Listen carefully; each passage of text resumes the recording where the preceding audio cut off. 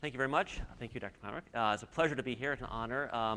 I was first introduced to the internet 20 years ago as an undergraduate in college, and I did some academic research, and I ended up on a bulletin board called The Well. I became entranced by the writings of John Perry Barlow and many other early pioneers, and I think John's here today somewhere. And great. It's a pleasure to be in the room together.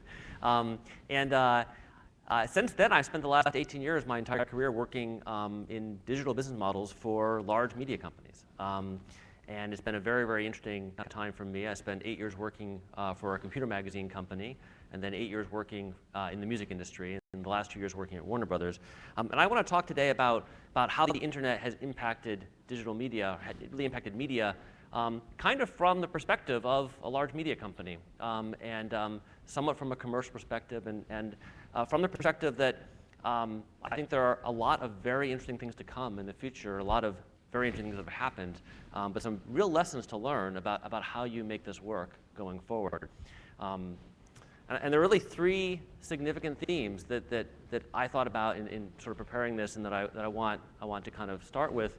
And that's that if you ask the question, how has the internet impacted media, the answer is profoundly, but not in a simple way. And I think that the topic is one that is widely covered by the media. It has been for the last 2 decades. But it's really not a simple narrative. And I think in many cases, the winners and the losers aren't clear. And it's really a story more of transformation than necessarily always of old media and new media. And I think that's an important theme. And I think that there's some very important notions about, if you are a media company, if you're in the business today, how do you make it through a digital transition in a way where you do the right thing, you do what consumers want, and you end up with a company that still works? Difficult question, maybe not answered yet. Second thing is, and this is self-evident, and I think much of what I'll say today is very self-evident, it's all about the consumer. The internet and technology put choice and control in the hands of the consumer. The consumer will do whatever the technology allows them to do, whether it's legal or not, whether we want them to or not. The consumer will do it, and media business models need to assume that and take it into account. And the third thing is that I think that one of the, again, obvious but largely untapped phenomena, and I think one of the most powerful tools that will come to play a role in the future of media, is that the power of individuals' personal media collections, both as definers of identity, as the lens through which discovery happens, as the way in which the economics of media play out. I think that that's incredibly important and really something that has yet to be tapped in a full way. And so I want to kind of start by saying, how has the internet impacted media? What has it meant for media? And one answer has been, it's created some fear from time to time. This is a photo of Elton John talking about how the internet's affecting the music industry a few years ago. It's had a dramatic change on the fortunes of many media types, from newspapers to classified advertising, publishing, radio. And it's regularly the topic of one might say, alarmist cries, that the internet is changing business models in a way that change media perhaps in a negative way. And certainly at the most fundamental level, the effect of the internet and technology on media is principally, I think, in many, many ways, that it fundamentally alters forever the economics of distribution. Most critically, and this is one example of a particular sort of statement that gives dramatic effect to that. But on the other hand, of course, the internet has created a whole host of new media. The web itself is the greatest publishing revolution the world's ever seen. Communities like Twitter and Facebook are a way in which conversation itself, it becomes a medium in a way that is just now beginning to be understood. Blogging, of course, has changed the way in which people personally communicate. And so the internet takes away some things, creating new things all at the same time. If you are in a large media company, and if you're looking at digital business models, what you think about all the time is, how is this affecting the business, the legacy business, the historical business we've had? And this is the narrative that's frequently out there when you talk about what digital means, what the internet means. albums are given way to singles. The CD is giving way to digital downloads. Newspapers are going out of business. It's no longer about print advertising. It's all online. And the question then becomes, how do you deal with that? One of the things to remember is that these media transitions take a very long time. It's been 30 years since the birth of cable television, and cable television still does not account for half of the television advertising revenue in the marketplace. It regularly accounts for more than half of the audience. It takes a very long time, a generation, for these kinds of shifts to occur. The music business, I was in the music business for most of the last 8 or 9 years. 10 years after Napster, the number you cited was 35%. I think there's some projections saying that in 2009, 40% of the revenue generated from music will be digital, but 60% will still be CDs, maybe even a little bit more. That's, to me, an astonishingly large number for the CD, because the CD has been declared dead for about 9 years.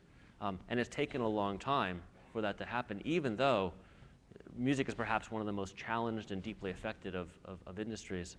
About 97% of the revenue from selling movies today in the home video window comes from DVDs, although I'll talk about that a little later.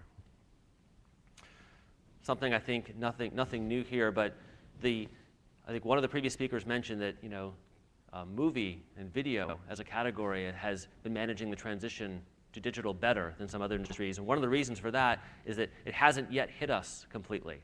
And the digital transition, the effect that the internet has, for lots of obvious reasons, moved along this curve of size of file and data.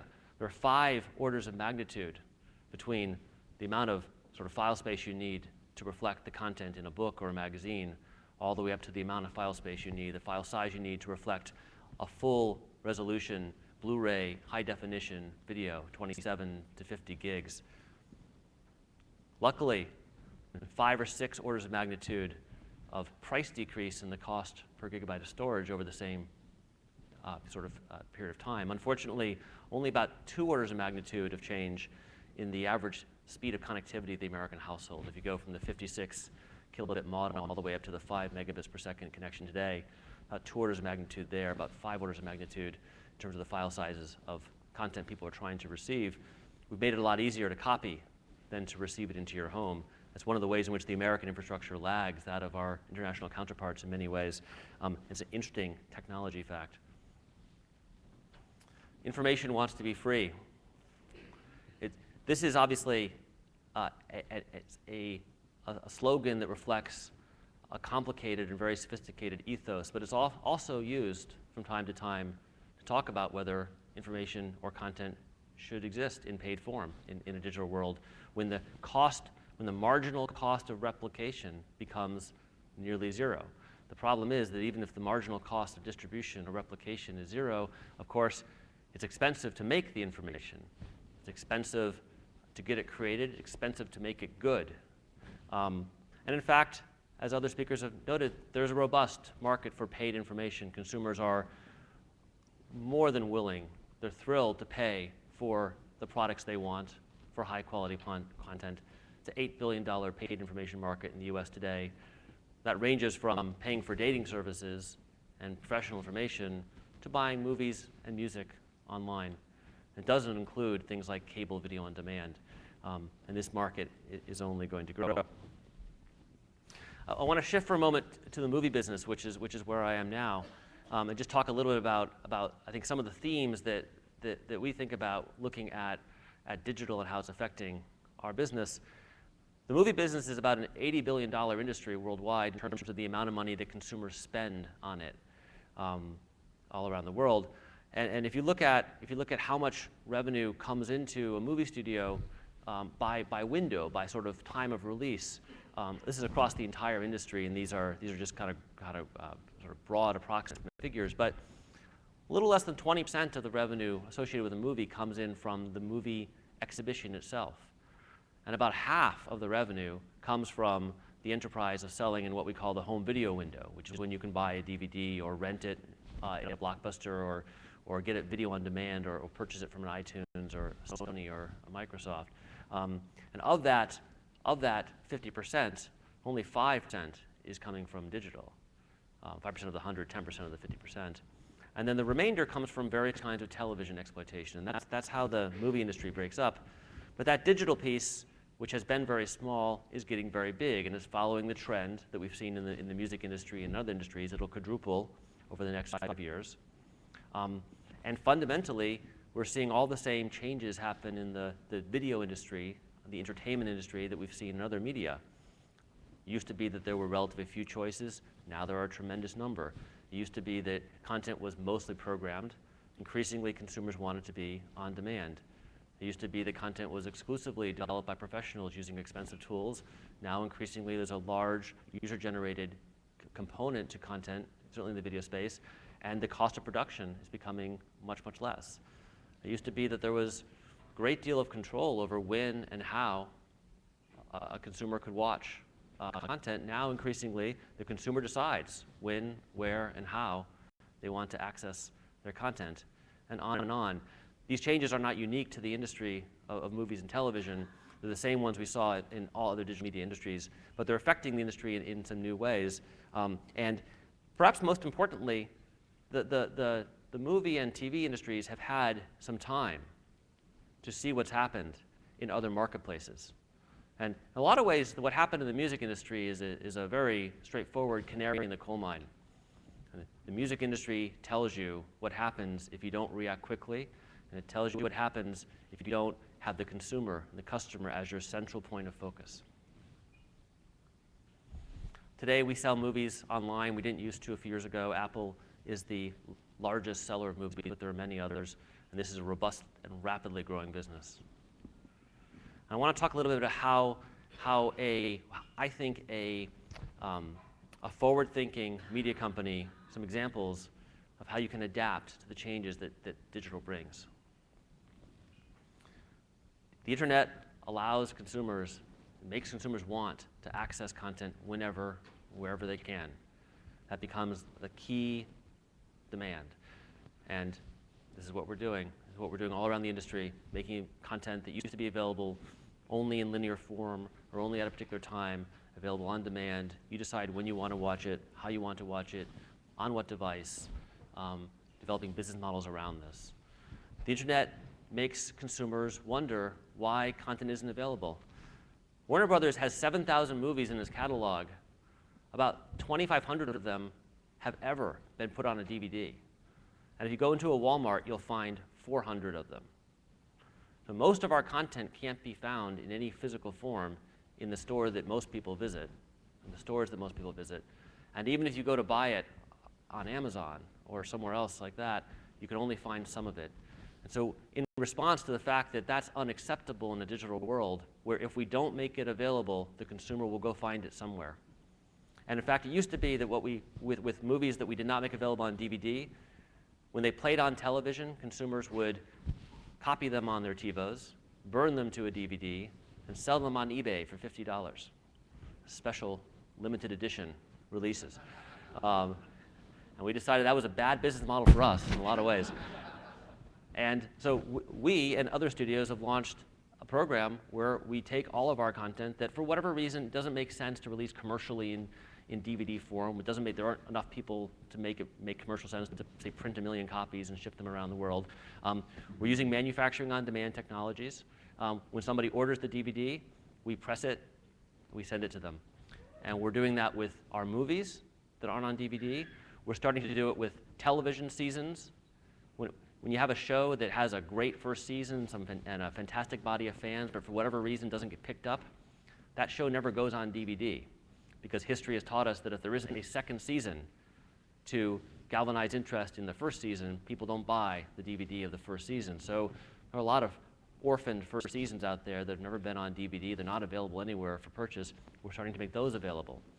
We're starting to take content that was made just for digital, make it available, manufacturing on demand. This is an example of reacting to what customers want instead of saying, we're keeping our content in the vault. And it's been incredibly successful, incredibly strong positive response. One of the biggest changes that's going to occur, that's occurring right now, is that the American living room is going to go from being completely unnetworked to being completely networked. If you have a PS3, if you have an Xbox, if you have a Wii, And in the future, if you buy a new television, it'll be an IP television. If you buy a new Blu-ray player, it'll be a connected Blu-ray player.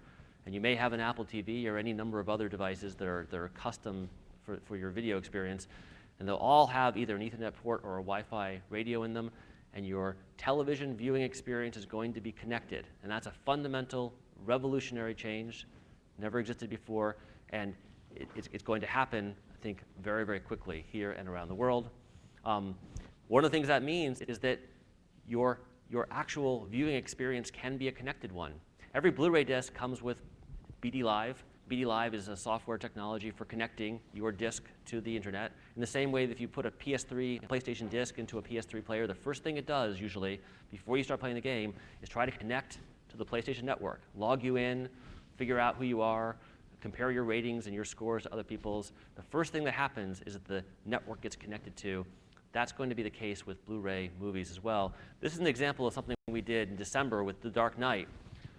We used the Blu-ray technology and the connected disc technology to let thousands of people join a live screening with director Chris Nolan.